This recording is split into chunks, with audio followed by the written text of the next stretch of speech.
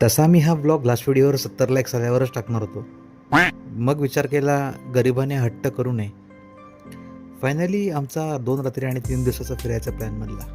मित्राने गाडी घेतली, 3000चं डिझेल टाकलं आणि आम्ही निघालो हरिहरेश्वरकडे. पनवेलवरून आम्हाला पोचायला साधारण 4 तास लागले. जाताना व्ह्यू तर चांगला होताच, पण विशेष म्हणजे रस्ते खूप चांगले होते. बाय द वे आम्ही पूर्ण आयटरनरी गुगल रिव्ह्यूज आणि ChatGPTच्या भरोश्यावर प्लॅन केली होती. सो गुगल रिव्ह्यूज बघून आम्ही रूम बुक केली. तिथे पोहोचलो, सामान ठेवलं आणि आम्ही निघालो जेवायला. स्टेपासून जेमतेम 5 मिनिटाच्या अंतरावर कोकण रत्न खानावळ आहे. तिथे आम्ही लंच केला. व्हेजमध्ये मूग, बटाट्याची भाजी, चपाती, भात, वरण, लोणचं, पापड, शिरा एवढे प्रकार होते. नॉनव्हेजमध्ये आकाशने कोळंबी थाळी घेतली होती. व्हेज थाळी 140ला होती आणि नॉनव्हेज काहीतरी 300-350ला होती. आणि शेवटी आम्ही सोलकढी घेतली जी 30 रुपयाला होती. आणि सगळं जेवण खूप छान होतं. दुपारनंतर आम्ही निघालो जवळच असलेल्या हरिहरेश्वर मंदिराकडे. याला दक्षिण काशी असंही म्हटलं जातं. जे पहिल्यांदाच जाणार असतील त्यांच्यासाठी. इकडे कोणालाही शॉर्ट्सवर एंट्री अलाउड नाही आहे.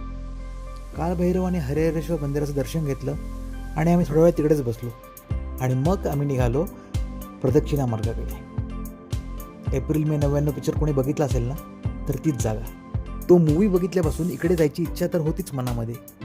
आणि आम्हाला जेवढं वाटलं होतं ना, त्यापेक्षा सुंदर आणि भारी आहे रे ही जागा. या जागेवर आम्ही बराच वेळ बसलो आणि मग बाजूलाच असलेल्या हरिहरेश्वर बीचवर आलो.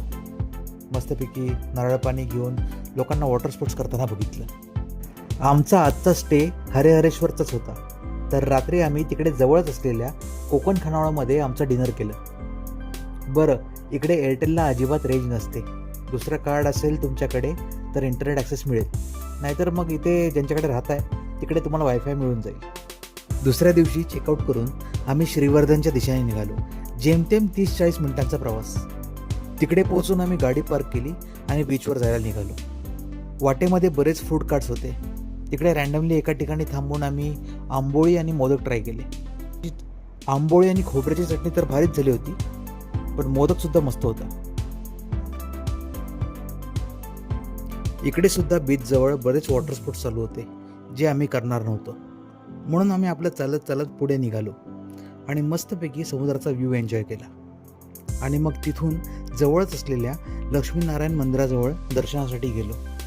दर्शन घेऊन आम्ही निघालो दिवेआगरच्या दिशेने. वाटेमध्ये आरवी बीचच्या किनाऱ्याला लागून असलेल्या रोडने प्रवास करताना मी या जागेच्या प्रेमात पडलो. इकडून पुढे काही अंतरावर दिवेआगर बीचजवळ आम्ही आमचा सेकंड डेचा स्टे बुक केला होता. आम्ही रिसॉर्टला पोहोचलो आणि इकडे प्रत्येक कॉटेजला सेपरेट पार्किंग होती. चेक इन करून झाल्यावर आम्ही निघालो दुपारचं जेवण करायला. रिसॉर्टपासून 2 किलोमीटर अंतरावर सी फूड पॉईंटला आम्ही जेवायला गेलो. तिथला मेनू तुम्ही बघू शकता. तिकडे आम्ही सुरमई थाळी, पापलेट थाळी आणि रावस थाळी ऑर्डर केली आणि सोबतीला कोळंबी फ्रायसुद्धा. जर तुम्ही दिवेआगरला येणार असाल तर या जागेला तुम्ही नक्की व्हिजिट करा. संध्याकाळी आम्ही सुवर्ण गणेश मंदिरात बाप्पाचं दर्शन घेतलं आणि सनसेट बघायला आरवी बीचला आलो. हा बीच फार शांत होता आणि इथे गर्दीसुद्धा फार कमी होती. अशा जागा अंडररेटेड राहिलेल्याच बऱ्या. मग थोड्या वेळ फुटबॉल खेळून आम्ही रात्रीच्या जेवणाचा प्लॅन बनवू लागलो. इथे पण आम्ही गुगल रिव्ह्यूज बघूनच गेलो, पण इकडे काही एवढी मजा आली नाही. कदाचित थोडं लेट गेल्यामुळे असं झालं असावं. दुसऱ्या दिवशी चेकआउट करून आम्ही दिवेआगर बीचवर एक फेरी मारली आणि आमच्या परतीच्या प्रवासाला लागलो. मी या व्लॉगमध्ये फक्त आमचा ट्रॅव्हल आणि स्टेचा एक्सपेन्स सांगितला आहे. फूडसाठी आम्हाला तिघांना अंदाजे 9-10 हजार रुपये खर्च आला. तुम्ही जर इकडे जाणार असाल तर कमेंटमध्ये नक्की सांगा आणि जाऊन आला असाल तर तुमचा एक्सपिरियन्स कळवा. आणि नेक्स्ट टाईम आम्ही महाराष्ट्रामध्ये कुठे फिरायला गेलं पाहिजे हे सुद्धा कमेंट करून सांगा. भेटूयात लवकरच.